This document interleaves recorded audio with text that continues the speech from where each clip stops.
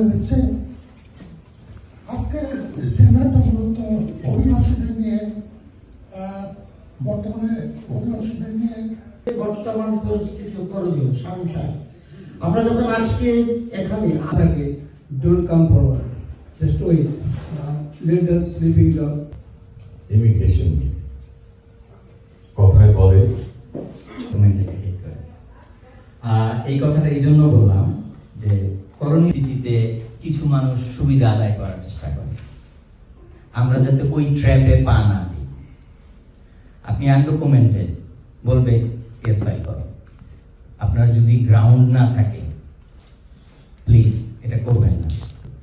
No hearing. Even আমরা যে সাবওয়েতে দেখি জাম্প করে, এটা সম্প্রতি আমাদের বাংলাদেশি 2 স্টুডেন্টকে ডিটেনশন নিয়েছে, একজনের সম্পৃক্ততা।